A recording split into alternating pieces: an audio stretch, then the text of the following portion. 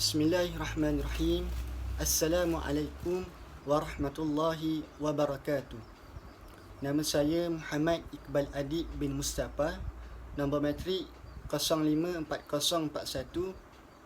Saya berasal daripada Terengganu dan sekarang saya berada di dalam bilik di Kampung Tapu lah. Okey. Jadi insya-Allah pada hari ini kumpulan kami akan membentangkan tentang salah seorang tokoh hadis dan imam yang cukup hebat, yang cukup terkenal lah, iaitu Imam Muslim. Jadi saya ni sebagai pembentang pertama ni, sukalah saya untuk menjelaskan biodata Imam Muslim ni secara ringkas, insya-Allah. Okey. Nama penuh beliau Al-Imam Abul Husain Muslim bin Al-Hajjaj Ibnu Muslim bin Ibnu Al-Warid Ibnu Kushas Al-Kushairi Al-Naisaburi. Okey. Sumber ni saya ambil daripada Luqman Al-Jawa. Okey. Banyaklah pendapat berkenaan dengan tarikh kelahiran beliau ni, yakni Imam Muslim ni lah. Namun pendapat yang paling rajih yang mengatakan Imam Muslim ni dilahirkan pada tahun 206 Hijrah. Yang ni berdasarkan daripada sumber biografi Imam Muslim, karya Hanif Lutfi. Okey. Seterusnya beliau lahir di Naisabur, yang terletak di timur laut Iran. Ingat tu, Naisabur ni terletak di timur laut Iran. Okey. Dan beliau juga berasal daripada keturunan yang sangat terhormat, yang sangat mulia, iaitu Arab Kushairi. Okey, faham? Okey, untuk wafat, beliau wafat pada hari Ahad malam Isnin 25 Rejab tahun 261 Hijrah bersamaan dengan 875 Masihi. Ketika beliau dalam usia 57 tahun. Okey. Imam Muslim ni juga sangat terkenal lah. Beliau ni sangat terkenal dengan sifat kepribadian yang tinggi, sifat yang baik lah, sifat yang ditunjukkan oleh beliau ni seperti kuat beribadat, bertakwa, tawaduk, berani, dan beliau ni juga sangat menghormati gurunya. Okey. Sumber ni juga saya ambil daripada sumber yang sama, iaitu laman web Luqman Al-Jawa. Okey, jelas. Okey. Yang menariknya Imam Muslim ni, beliau ni juga merupakan seorang yang merupakan seorang penyusun hadis yang terbaik selepas Imam Bukhari. Masya-Allah. Okey. Banyaklah karya yang telah dihasilkan oleh beliau ni, yakni Imam Muslim ni lah. Dan dan salah satunya karya yang telah dihasilkan oleh beliau iaitu kitab Al-Sahih, yang terkenal dengan Sahih Muslim. Okey, sumber ni saya ambil daripada Darul Kausar. Dan alhamdulillah sampai sekarang kitab ni masih ada, masih wujud, dan dijadikan sebagai rujukan panduan kepada sebagai rujukan bagi para ulama hadis, dan kepada kita semualah. Jadi sekadar itu sahaja daripada saya. Wallahu alam. Assalamualaikum warahmatullahi wabarakatuh. Bismillahirrahmanirrahim. Assalamualaikum warahmatullahi wabarakatuh. Nama saya Muhammad Aqil bin Taufik, nombor matrik 054059. Hari ini saya akan menyambung pembentangan daripada sahabat saya dengan tajuk saya ialah pendidikan Imam Muslim. Imam Muslim mempunyai kepintaran yang sangat luar biasa, kecerdasan ingatan dan juga kefahaman yang sangat tajam. Beliau sangat suka akan ilmu pengetahuan sehinggakan beliau selalu berbincang bersama para ulama. Beliau juga mempelajari ilmu Al-Quran, kesusasteraan Arab dan juga tata bahasa Arab. Seawal umur 10 tahun, Imam Muslim telah menghafaz Al-Quran dan ribuan hadis beserta sanadnya. Itu adalah tanda-tanda kehebatan beliau. Dan juga seawal umur 15 tahun, beliau telah mengembara ke negara-negara luar untuk mendalami lagi dari dalam bidang ilmu hadis, di mana di negara Hijaz, Iraq, Syam dan Mesir. Beliau juga berguru bersama nama-nama ilmuwan yang terkemuka. Contohnya di Khurasan, Imam Muslim berguru bersama Yahya bin Yahya dan juga Ishaq bin Rahawai. Di Roy pula beliau berguru dengan Muhammad bin Mahran dan Abu Ansan. Manakala di Iraq pula beliau belajar hadis bersama Imam Ahmad bin Hanbal dan Abdullah bin Maslamah.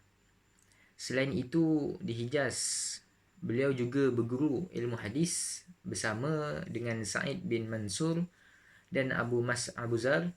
Dan juga di Mesir beliau juga berguru dengan Amr bin Sa'ad dan Harmalah bin Yahya, dan juga kepada nama-nama ulama ahli yang lain di negara-negara yang selainnya lah. Yang saya sebut tadi ialah antaranya. Sumber rujukan saya ialah dari laman web Luqman Al-Jawa dan juga laman web khas yang diciptakan oleh pelajar ISMP Pendidikan Islam, Al-Quran dan As-Sunnah UPSI sesi 2009 dan 2010.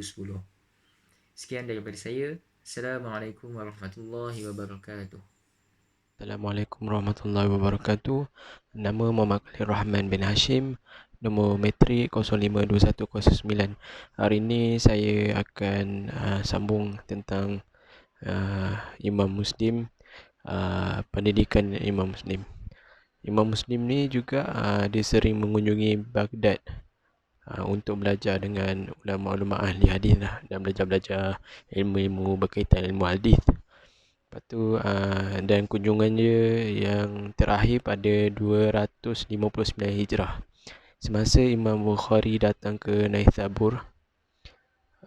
Dia datang ke Naisabur. Imam Muslim ni selalu datang berguru dengan Imam Bukhari. Imam Bukhari datang ke tempat Imam Muslim. Imam Muslim pun berguru kepada dia, belajar kepada dia. Lepas tu ini kerana beliau mengetahui jasa dan ilmunya yang begitu banyak. Okey, pada satu masa ada terjadi fitnah antara Imam Bukhari dan Muhammad bin Yahya Az-Zihli. Yahya Az-Zihli ni juga merupakan guru Imam Muslim. Imam Muslim bila jadi fitnah tu, Imam Muslim berpihak kepada Bukhari, sehingga hal ini menjadi sebab terputusnya hubungan dengan Az-Zihli, dan sehingga melibatkan masalah ilmu, yakni dalam hal perhimpunan dan periwayatan hadis-hadis Nabi. Lepas tu Imam Muslim ni bila terjadinya fitnah ni, Imam Muslim dalam sahihnya maupun dalam kitab lain dia, Imam Muslim tidak memasukkan hadis-hadis yang diterima dari Az-Zihli, padahal itu guru dia. Sama juga dengan yang dilakukan terhadap Imam Bukhari, iaitu tidak meriwayatkan hadis dalam sahihnya yang diterima daripada Bukhari, padahal Imam Bukhari juga merupakan guru Imam Muslim. Walaupun Imam Muslim tak masukkan hadis yang diriwayatkan daripada mereka berdua, tetapi Imam Muslim ni sentiasa menghormati ilmu mereka. Itu saja daripada saya. Assalamualaikum warahmatullahi taala wabarakatuh. Nama Muhammad Afif bin Alias Nur, nombor matrik 052141. Saya akan bentangkan berkenaan sejarah pembukuan kitab Sahih Muslim. Kitab Sahih Muslim merupakan kitab antara yang paling sahih selepas kalam Allah, iaitu Al-Quran. Bukan begitu sahaja, malah pada segenap masa yang dahulu kitab ini diterima ramai oleh umat Islam. Imam Muslim telah mengerahkan seluruh kemampuannya untuk menteliti dan mempelajari keadaan para periwayat hadis, membandingkan riwayat-riwayat itu antara satu sama lain dan menyaring hadis-hadis yang diriwayatkan. Dalam pembukuan kitab ini, ketelian dan berhati-hati dalam menggunakan lafaz-lafaz merupakan salah satu perkara yang dilakukan oleh Imam Muslim dalam mengarang kitab, dan tidak lupa jika di dalam kitab itu mempunyai perbezaan, maka Imam Muslim akan memberikan isyarat di dalam kitabnya. Dalam ketelitian Imam Muslim dalam mengarang kitab ini telah menghasilkan kitab yang bermutu tinggi dan menjadikan rujukan umat Islam di zaman itu sehingga pada masa kini, sehingga ke zaman kita lah. Kehebatan kitab karya ini adalah mempunyai bukti yang kukuh, yang merupakan suatu kenyataan yang dikeluarkan sendiri oleh Imam Muslim yang telah menyaring segala isi kandungan kitabnya dari ribuan riwayat hadis yang didengarinya, yakni Imam Muslim dari ratusan ulama sezaman dengannya. InsyaAllah akan disambung oleh sahabat saya. Assalamualaikum warahmatullahi wabarakatuh. A'udzubillahi minasyaitonirrajim. Bismillahirrahmanirrahim. Assalamualaikum warahmatullahi wabarakatuh. Ismi Muhammad Imran Haikal bin Al-Baharin. Nombor matrik 052132. Saya berasal daripada Shah Alam Selangor. Okey, saya sambung dari kisah sejarah pendidikan Imam Muslim. Okey, di dalam hal ini pernah diceritakan dan ia menyebutkan, aku telah menyusun kitab sahih ini yang telah disaring dari 300,000 buah hadis. Diriwayatkan dari Ahmad bin Salamah. Dia berkata, aku menulis bersama Muslim untuk menyusun kitab sahihnya itu selama 15 tahun. Kitab itu berisi 12,000 buah hadis. Setelah menyusun kitab sahih itu, Imam Muslim rahimahullah memperlihatkannya kepada para ulama hadis untuk diperiksa. Al-Khatib meriwayatkan dari Maki bin Abdan, salah seorang hafiz daripada Naisabur. Ia berkata, saya dengan Muslim berkata, aku memperlihatkan kitabku kepada Abu Zur'ah Ar-Razi. Semua hadis yang ditunjukkan Ar-Razi ada kelemahannya, aku tinggalkan, dan semua yang dikatakan sahih itulah yang aku tulis. Itulah sikap rendah diri Imam Muslim yang tidak terbujuk oleh hawa nafsu dan bangga atas pendapatnya sendiri. Okey, dekat sini dapat saya simpulkan bahawa Imam Muslim ni dia menerima beberapa teguran daripada guru-gurunya, dan hadis-hadis yang mendapat teguran daripada gurunya yang mendapati kelemahannya, Imam Muslim tidak masukkan di dalam kitabnya. Jadi itulah antara sifat kepribadian Imam Muslim yang sangat-sangat hebat. Okey, sekian daripada saya. Billahi taufiq wal hidayah. Assalamualaikum warahmatullahi wabarakatuh. Assalamualaikum warahmatullahi wabarakatuh. Ismi Muhammad Hadi Zufairi bin Fauzi. Raqmul matrik 05406063 Aywahdar. Okey, baik. Saya akan membentangkan tentang isi yang diberikan, iaitu Imam Muslim, berkenaan dengan guru-guru Imam Muslim serta murid-muridnya. Baik, seperti yang kita tahu bahawa Imam Muslim ni dia mula mendalami ilmu hadis sejak berumur dalam kurang lebih daripada 12 tahun. Okey, iaitu pada tahun 280 Hijrah bersamaan dengan 833 Masihi. Okey, Imam Muslim ni dia merupakan seorang murid yang sangat berusaha mendapatkan ilmu, terutamanya bidang hadis lah. Okey, dari berbagai guru. Antara guru-gurunya ialah Ibrahim bin Dinar At-Tamar, Ibrahim bin Khalid Al-Yashkuri, Duhali, Sa'id bin Mansur, Abdul bin Humaid, Ibnu Abi Syaibah dan ramai lagi. Begitu juga dengan imam hadis yang amat masyhur, okey, iaitu Imam Bukhari. Imam Bukhari ini juga merupakan guru kepada Imam Muslim yang meninggal dunia pada malam Selasa tahun 255 Hijrah, iaitu ketika berusia 62 tahun sebelum tahun kurang 13 hari. Okey. Imam Bukhari ini dia tidak meninggal seorang anak pun. Okay, baik, kita pergi kepada murid-murid Imam Muslim pula, iaitu setelah Imam Muslim ni dia menjadi terkenal dalam bidang hadis, ramai penuntut yang ingin mengambil hadis daripadanya. Antaranya ialah At-Tirmizi, iaitu nama sebenarnya Muhammad bin Isa, dan seterusnya Ahmad bin Muslimah, Al-Hafiz Salih bin Muhammad, Ibnu Khuzaimah, Abu Amr Ahmad bin Nashr Al-Khafaf, Al-Hafiz Ibrahim bin Muhammad bin Hamzah, dan ramai lagi. Okey, jadi saya rasa setakat itu saja daripada saya. Yang baik datang daripada Allah, yang kurang datang daripada saya. Allahu a'lam. Assalamualaikum warahmatullahi wabarakatuh. Assalamualaikum warahmatullahi taala wabarakatuh. Nama saya Fakhruddin bin Ibrahim. Nombor matrik 04-052. Pada hari ini saya akan bentangkan tentang kitab-kitab syarah Muslim. Yang pertama, Al-Minhaj Syarh Sahih Muslim, iaitu karya Al-Imam Muhyiddin Abi Zakaria Ibnu Syaraf Al-Nawawi, iaitu Imam Nawawi lah, mana kita tahu. Kitab syarah yang kedua iaitu Fathul Mun'in Syarah Sahih Muslim, iaitu karya Profesor Dr. Musa Sahih Lashin. Yang ketiga, Ikmal Al-Muallim bi Fawaid Syarah Sahih Muslim, yang ditulis oleh Al-Qadi Iyad.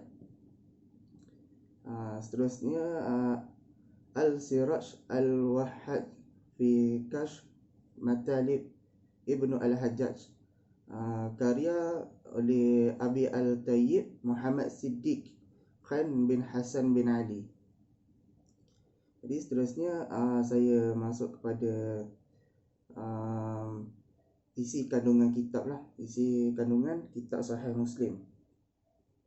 Yang pertama, kitab ini dimulakan dengan terjemahan Imam Muslim. Terjemahan ini telah dilakukan oleh Imam Nawawi dalam kitab Tahzib Al-Asma' wal Lughat.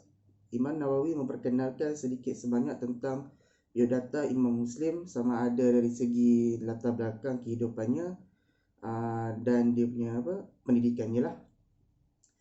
Seterusnya, kitab ini seperti dengan kitab-kitab lain, juga terdapat mukadimah yang ditulis dengan warna merah, manakala intipatinya warna hitam. Dalam mukadimah dimuatkan beberapa bab yang berkaitan dengan larangan meriwayatkan hadis dari perawi yang lemah. Wajib riwayat dari perawi yang siqah, dan mengemukakan hadis yang berkaitan dengan hukuman yang akan dikenakan kepada mereka yang melakukan pendustaan ke atas Rasulullah sallallahu alaihi wasallam. Seterusnya, masuk kepada tajuk pertama dalam kitab Sahih Muslim ini, yang dikenali dengan kitab hingga kitab akhir, di mana setiap kitab itu pecahannya kepada tajuk-tajuk kecil yang dipanggil bab. Seterusnya dimulakan dengan kitab Imam hingga kitab tafsir. Setiap kitab yang akan didahului dengan basmalah. Jadi rujukan yang saya dapati daripada pencarian saya daripada warisan salaf yang berkenaan dengan kitab-kitab syarah. Seterusnya daripada Luqman Al-Jawa. Sekian daripada saya. Assalamualaikum warahmatullahi taala wabarakatuh. Idris, nombor matrik 054236. Okey. Saya akan menyambung tentang keistimewaan Sahih Muslim. Okey. Untuk keistimewaan yang pertama ialah tidak ada sebarang pengurangan, penambahan, kritikan ataupun sebagainya terhadap Sahih Muslim daripada zaman beliau sehingga sekarang. Apa yang boleh saya katakan di sini, keadaan Sahih Muslim itu dijaga dan tidak ada sebarang kritikan ataupun sebarang pengurangan atau penambahan. Maksudnya, Sahih Muslim itu sendiri sudah sempurna. walaupun begitu tapi walaupun ada tapi tetap ada terjemahan lah begitu untuk memudahkan lah. Dan yang kedua ialah jumhur ulama bersetuju dan bersepakat mengiktiraf kedudukan kitab Sahih Muslim, iaitu meletakkan kitab Sahih Muslim ini pada kedudukan yang kedua dalam Sunan Sittah. Dan yang ketiga, mempunyai ciri-ciri penulisan yang tersendiri. Okey. Imam Muslim mengumpulkan matan-matan yang berbeza dalam satu riwayat dan disatukan tempat tanpa dipecahkan kepada beberapa bab. Apa yang saya faham daripada sini ialah kitab Sahih Muslim ini mengumpulkan hadis-hadis yang sama tetapi mempunyai jalan-jalan yang berbeza ataupun matan-matan yang berbeza. Yang mana jalan ini mungkin semuanya sampai kepada Rasulullah sallallahu alaihi wasallam tetapi ianya berbeza mungkin daripada segi bilangan sahabat ataupun dari segi nama sahabat yang berbeza di situ. Dan yang kedua ialah tidak banyak hadis yang berulang dan cuma untuk dihindarkan. Imam Muslim cuba untuk menghindarkan hadis-hadis yang mana berulang ataupun hadis-hadis yang sama. Okey, untuk yang ketiga, penjelasan tidak terputus tetapi mengikut langkah-langkah teratur di dalam judul tertentu. Kaedah penerangan Imam Muslim di dalam satu-satu hadis amatlah teratur. Ia sistematik dan tersusun dan mudah untuk difahami. Okey. Seterusnya, Imam Muslim juga membezakan antara sebutan hadatsana dan juga akhbarana. Yang di mana hadatsana yang dimaksudkan di sini adalah fulan telah menceritakan kepada kami. Di mana dua lafaz ini iaitu hadatsana dengan akhbarana ini adalah lafaz yang didengar daripada guru-guru beliau. Okey. Hadatsana ialah dia telah menceritakan, manakala akhbarana dia telah memberitahu. Dia adalah dua lafaz yang berbeza lah. Yang mana Imam Muslim amat menitik beratkan tentang benda ini, yang mana imam-imam lain mengatakan dua lafaz ini adalah sama, tetapi Imam Muslim mengatakan dua lafaz ini adalah berbeza. Okey, seterusnya, jika terdapat nama perawi dalam sanadnya tidak disebut secara penuh atau mahmal, maka beliau memperkenalkan secara terperinci supaya dapat membezakan dengan perawi yang lain. Maksudnya, bila dalam suatu hadis itu mempunyai seorang perawi yang mungkin kita tidak ketahui ataupun kita kurang kenal ataupun kurang popular, Imam Muslim akan menerangkan tentang perawi itu secara terperinci bagi mengelakkan daripada hadis itu jatuh kepada martabat lain. Untuk menerangkan tentang perawi itu adalah memenuhi syarat-syarat untuk menjadi seorang perawi lah, begitu. Okey, seterusnya, meletakkan di satu tempat sahaja dan tidak mengulangnya. Itu untuk yang tadi itulah. Okey, yang seterusnya, Sahih Muslim adalah pelengkap kepada kitab gurunya iaitu Sahihul Bukhari. Perkara ini diakui oleh Imam Muslim sendiri dengan berkata, aku kumpulkan hadis-hadis supaya aku dan orang-orang yang menulis hadisku mempunyai satu kumpulan hadis yang tidak diragui kebenarannya. Yang dimaksudkan oleh Imam Muslim di sini, Imam Muslim atau menganggap kitabnya adalah kitab pelengkap kepada kitab Sahihul Bukhari, kerana yang dikatakan di sini terdapat hadis sahih yang tiada di dalam Sahihul Bukhari terdapat di dalam Sahihul Muslim. Itu yang dapat saya terangkan di sinilah. Okey, sekian saja daripada saya. Terima kasih.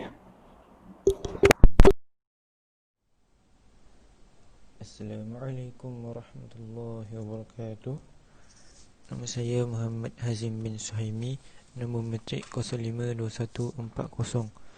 Jadi saya akan sambung pembentangan dalam kitab tentang kitab Sahih Muslim ini tentang metodologi. Yang pertama, metodologi penulisan, iaitu metodologi umum dari segi tulisan. Yang pertama, menggunakan tulisan dalam hadis itu dalam bentuk khat nasakh. Yang menggunakan bentuk khat nasakh. Yang kedua, tajuk atau kitab dan bab ditulis dengan warna merah. Ia berbeza dengan sanad matan dan ayat Quran yang mana ditulis dengan warna hitam. Jadi di antara tajuk dengan sanad matan ini berbeza warnanya. Tajuk warna merah, manakala sanad matan dan ayat Al-Quran ditulis dengan warna hitam. Ini memudahkan pengkaji dan kita untuk membacanya. Yang keempat, tulisan hadis ditulis dengan saiz yang kecil. Manakala yang terakhir meletakkan baris pada semua kalimah hadis-hadis serta ayat-ayat Al-Quran. Di sini untuk memudahkan kita membacanya tanpa kesalahan baris, insya-Allah. Manakala yang kedua, dalam metodologi khusus, Imam Muslim menetapkan syarat dan menggunakan metodologi tertentu dalam proses mengumpulkan dan menulis hadis dalam kitab sahihnya itu.